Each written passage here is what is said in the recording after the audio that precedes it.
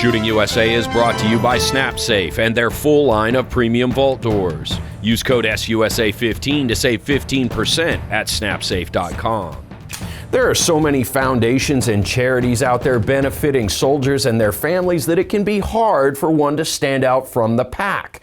But there is only one that utilizes a world-class three-gun match on a premier training facility as the main draw and revenue generator for the charity.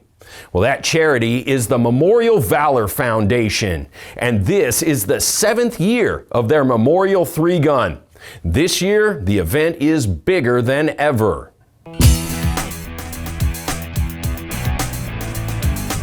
The Griffin Group Training Facility in North Carolina is the host for a one-of-a-kind multi-gun match. And it doesn't take long to understand what makes this match different. All right, welcome to Stage 10, everybody. This year's Stage 10 is memorializing Sergeant First Class Raymond Ray Transfiguracion. Each course of fire is dedicated to one of this year's honorees. So it goes without saying that there is a sense of reverence that is just as powerful as the sound of pistol, rifle, and shotgun. Stage 3, honoring Sergeant First Class Jeffrey Kettle. Stage 8, Lieutenant SEAL Brendan Looney. Staff Sergeant Kerry Kemp was a critical skills operator with 2nd Marine Special Operations Battalion. This event is more than a competition. Every stage isn't just an awesome, stage to shoot or a jungle run or shooting out of a plane. There's a bio there, and they see the purpose behind it. Stage 1 is dedicated to Staff Sergeant Christopher Fackel. He was killed in action during the 5th of 7 contacts in the 54-hour battle of Mari Gar in Afghanistan on 8 August 2005. Staff Sergeant Vincent Marquetta. He was a loving husband, father, and son. Specialist Bradley D. Rapoon was an Army Ranger, son, brother, and a best friend. It's a celebratory festival to celebrate the lives of these heroes, these men. Welcome to Stage 4 in honor of ENC Chief Engineman SEAL Donald McFall. Hearing the stories of each of these honorees brings a deeper meaning to those competing in this match. And when they finally get out here, they finally get in to the match, I think they see the reason behind it. And they say, oh, and it clicked. It's the Memorial Valor Foundation that organizes this match as a revenue driver to support Gold Star families. Eric Torres is the organization's president. I wanted to remember, honor, and memorialize our special operations soldiers that serve and sacrifice everything for us, and not only them, but their families. Well, to do that takes a lot of logistics. Oh, and by the way, we're just running the biggest multi-gun match on the East Coast as well. And it all starts with the host facility. There is no way that this would be what it is today without Griffin Group. It's always a good thing to be able to use this facility to the Gold Star families, give it back to them, the community. Obviously, being a charity, we could not afford to rent this place, or try to find a secondary venue to try to match the layout. And not only that, to match the team and the people here at Griffin Group. They've been a day one supporter of ours. Truly an honor to be able to facilitate this for those guys. There is also tremendous support from the industry in the form of cash and prizes for raffle. In total, the revenue generated this weekend will reach well into the 6 figures. And all of it goes to help Gold Star families. So that's what this foundation is in existence, is to make those families, help those families heal and give them experiences that they would not normally do for themselves. And the industry is fully committed to supporting the Gold Star families through this event. Words can't express how grateful I am for the industry itself. There is absolutely no way that we can do this without them. Like, there's so many avenues that bring this together. Without one of them, the spokes would fall off and we wouldn't be here. And having industry-supplied guns and gear available for Gold Star families and friends to compete offers those interested in the shooting sports a unique path to healing. It's opened up a lot of these families to want to get into competitive shooting. We've gifted many firearms, rifles, pistols to our Gold Star families and have paired them up with one of our professional shooters for them to be able to have a range day. It's just a good opportunity for the families to get involved with that as well. That hands-on involvement starts this weekend for a few of the families in attendance. We'll meet them next. The Memorial 3-Gun is a one-of-a-kind multi-gun match, honoring and memorializing fallen Special Operations warfighters to raise money to support their Gold Star families. And on top of that, it invites those Gold Star families to be a part of the match as VIPs.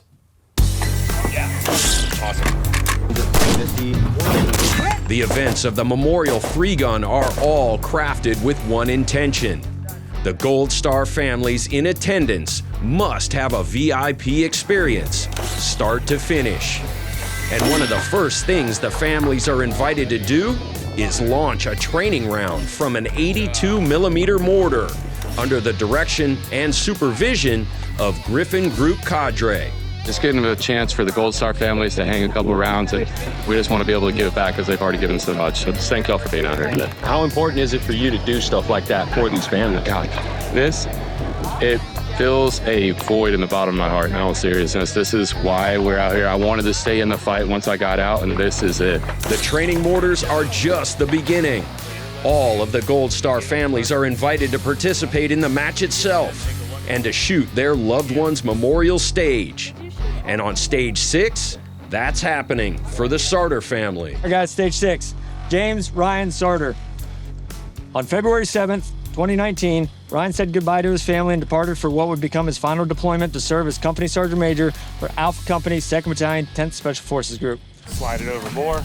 The family is guided and coached by members of the U.S. Navy Marksmanship Unit. You got, oh, did you see the one way left? Mm-hmm. Okay, cool. Then you've got that closer one. At some point, yeah, if you can get over here and slide the whole bag, yeah, that'd be money. Oldest son Strider will be first on the stage. It's shotgun on the start through the breaching door. Then around the walls on clays and steel targets. Next, it's pistol and a tricky double Texas star. Strider connects and he's off to the rifle. In the back of the truck over the cab. Shots here are out past 300 yards. Strider needs just a couple of extras to find the last rifle target. Hey! Not too bad. Tell me about it, Mac. Oh, it was awesome. Just wish I shot that last target a little better, a little faster. Now go. It's a similar experience for younger brother Garrett, making his way through the stage and connecting with the rifle at the end. Hey! It's another little piece of comfort for this family.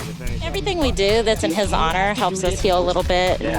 Just helps all the issues related to his death settle a little bit in your heart. So, yeah, definitely just being with everyone that cares about this community and does things to help honor their heroes. I think you step over into celebrating his life instead of mourning his death.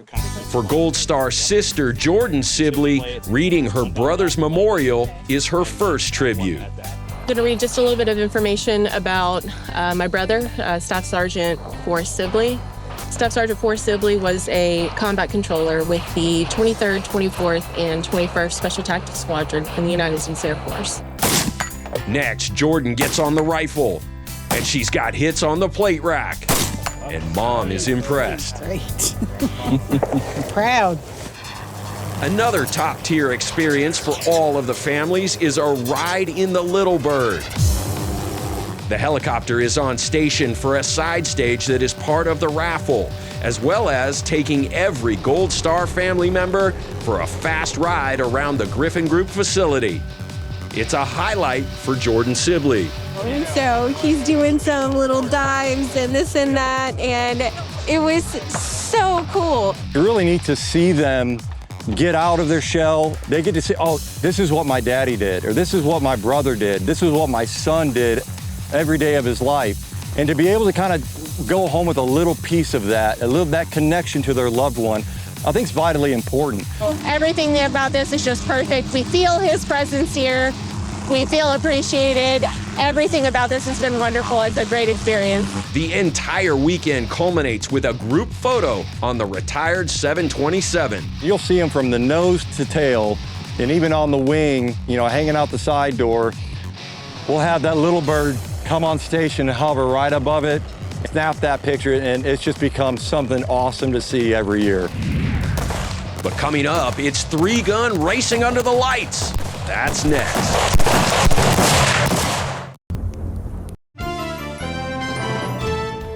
Shooting USA is brought to you by Colt. Still making history.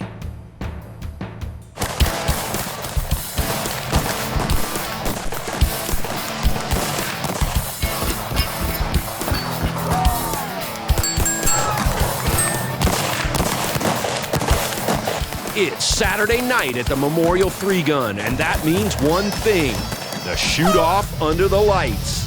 The top 4 competitors from the 3 divisions have been invited to an all-out 3-gun drag race. Let's go, everybody! In the first round of the TAC Optics division, it's Nate Staskowitz versus Patrick Beckman. Right away, Nate's got a jam, and Beckman is first to the rifle, but he hesitates. Nate jumps right on the trigger. A few extras, and Nate is first to the pistol. Beckman is still in it,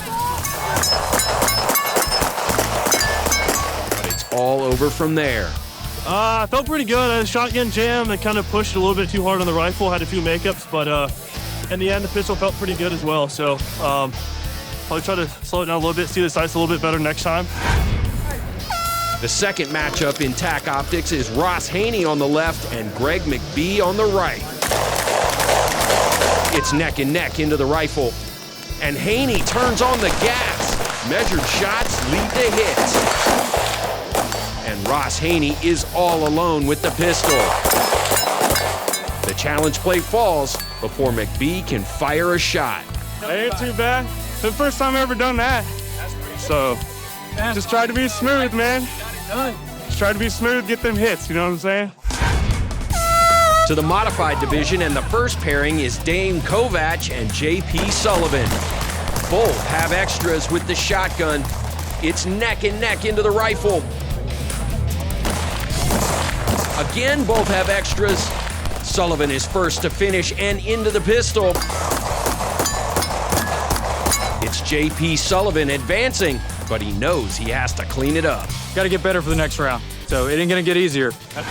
The second pairing in modified is Chad Torres and Hunter Andraz. Hunter is 1 for 1 with the shotgun. And now he's into the rifle. Few extras there, but his lead is growing. Torres is going to war with the plate rack. That leaves Hunter Andraz all alone at the end. Last one gave me a little trouble, but other than that, felt good. Now it's the open division, and these will be the fastest guns in the shoot-off. First matchup is Nate Schmidt and Tim Ramberg.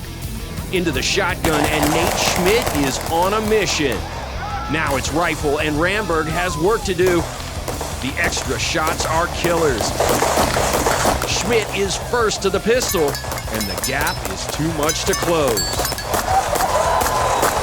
The final pairing in the open division is Brian Nelson and Corey Thatcher. Thatcher is first to the shotgun. One quick pickup there. Now it's rifle. And Nelson is connecting. It's clear the rifle is the make-or-break leg of the shoot-off. Brian Nelson is through the pistol, even with a jam, as Thatcher is still searching for that last rifle target. I've all the ways to do it. That was one of them. All right. Now it's the finals. In the open division, it will be undefeated Brian Nelson facing the winner of the losers bracket, Tim Ramberg. It's anyone's race through the shotgun. Brian Nelson is undeniable once he gets his hands on his rifle. But Tim is not beaten yet. Into the pistol, and this is as close as we've seen. Brian hangs on for the win. I finally shot shotgun good. I shot the rifle okay and the pistol okay, so yeah, something like that. The modified division has come down to this. J.P. Sullivan is undefeated in the bracket, and Chad Torres has fought his way back for a chance at the title. Here's the vindicator ready. Stand by. On the start, JP is first to the shotgun, but he has extras. And Torres is struggling too. It's even into the rifle. JP is on target with his first round, and from there, both start throwing air balls. Now the hits are coming. JP is first to the pistol. Here's Chad. And it's all over. JP Sullivan is the modified shoot-off champion. It's got to feel good. It does. Yeah, that's good. Not as clean. I need to get back, but it was a win, so I'll take it.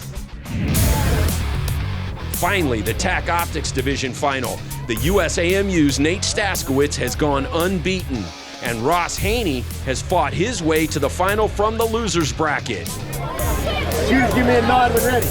Shooters and nod ready. Stand by. This is for the championship. Both are even through the shotgun. Now it's that 50-yard plate rack, and Nate gains ground with his rifle. Ross isn't ready to give up. Nate is too strong with the pistol, and with that, Nate Staskowitz is the TAC Optics shoot-off champion. Couple makeups on the rifle, but overall, I feel really good about it. You're gonna have that with the 50-yard top-hand rifle shooting, so I'm super happy with it. The .22 Advanced Rifle Cartridge easily outperforms all other .22 caliber cartridges in its class, producing .22 250 performance in an AR-15 platform. The .22 ARC is engineered to take full advantage of the most aerodynamic .22 caliber bullets. This means tighter groups, increased accuracy, and an exceptional shooting experience. .22 Advanced Rifle Cartridge from Hornady. Thanks again for tuning into the Shooting USA YouTube channel. We hope you enjoyed the content. A couple of notes. Make sure you take advantage of SUSA15 at snapsafe.com. That's our discount code that saves you 15% on anything from SnapSafe, and that gets to be some big money when you start talking about modular safes and vault doors. Also, if you haven't done so already, please consider subscribing and turn on notifications so you don't miss any of our new content. As always, a like and a comment helps us with that algorithm.